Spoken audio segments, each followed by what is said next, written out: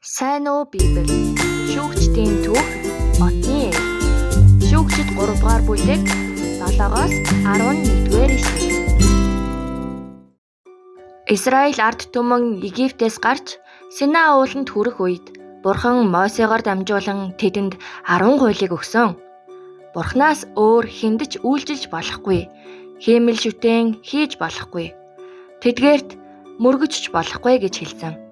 Израилийн удирдагч байсан Мосе ба Йошуач гэрээслэн үлдээхдээ зөвхөн Бурханд л үйлчлээрэй гэж захиж хэлсэн юм. Магадгүй ард түмэн шинэ газар руу очвол тэр газрын хүмүүсийн шүтдэг өөр бурхадтай уулзрах учраас тэр юм.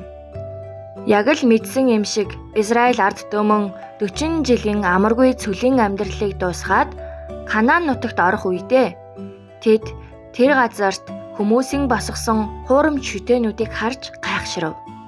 Өөрсдийнх нь Бурхан нүдэнд харагддаггүй Бурхан.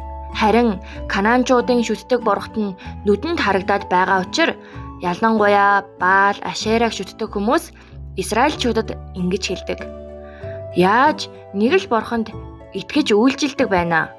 Олон бурхтад зэрэг итгэж үйлчилсэн ч болно штэ. Олон бурхтад зэрэг үйлчлэл харин ч сайн биш гэж үү? Израиль хүмүүст энэ үг нь ихэд таалагдав. Тиймээс Бурханаас өөр хиймэл шүтээнүүд ч үйлчилж эхэлсэн юм. Эцэст нь Израильчуудад Бурханаас шийтгэл ирдэг. Месопотамийн хаан Кушан Ришид Таим Израиль руу довтолсон. Израиль бүхэл бүтэн 8 жилийн турш тэдэнд үйлчлэх ёстой болов. Канаан нутагт орж ирээд эрх чөлөөтэй амьдарч байгаад хэн нэгний иргэшээлд орж зовлонд унах үедээ Израильчууд сайн нэг юм ухаан орсноо. Бурханд өөрсдийгөө аварч өгөөч гэж залбирдаг. Бурхан тийм Израильчуудаас нүрээ буруулаагүй. Бурхан тэднийг аврах нэг хүнийг босгосон. Урд нь Израиль ард түмэн Канаан нутгийг тагнахаар очих үед Бурхан тэр нутгийг өөрсдөд нь өгсөн гэж зоригтойгоор хэлсэн Калебийн дүү Отниэл юм. Бурханы сүнс Отниэл дээр ирснээр тэрээр Израилийн анхны шүүгч болсон юм. Шүүгч гэдэг нь анхандаа шүүн тасалдаг хүнийг хэлдэг байсан ч Канаан нутагт энэ нь Израилийг өөр үндэстнүүдийн аюулаас авран хамгаалсан хүн гэдгийг хэлдэг болсон.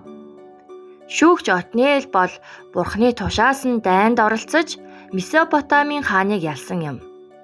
Ингэснээр Израилийн ард түмэнд 40 жилийн турш амар амгаланг авчирсан билээ. Хүүхдүүдээ, Библийн шүүгчид номыг уншвал Бурханы хүслийг үл тоомсорлон өөрийнхөө амьдарч байсан Израилийн ард түмний тухай бичигдсэн байдаг. Заримдаа хувь хүн, заримдаа гэр бүл эсвэл овог, бүр ноцтой тохиолдолд бүх Израилийн ард түмэн Бурханы үгийг орхин зовон шаналдаг байжээ. Гэвч тийм үед Бурханы сүнсээр дүүрч түүний үгэнд захирагдсан хүмүүс гарч ирдэг байлаа. Тэднэр дамжуулан Израилийн нутагт дахин инх тайван тогтдог байсан юм. Өнөө үед ч гэсэн өөрийнхөө амьдарч буй хүмүүсийн улмаас олон асуудал үүсч байгаа ч Бурхан одоо ч гэсэн өөрт нь дуулууртай дагдаг хүмүүсээр дамжуулан биднийг болон дэлхийд амар тайвныг авчирдаг гэдгийг санаарай.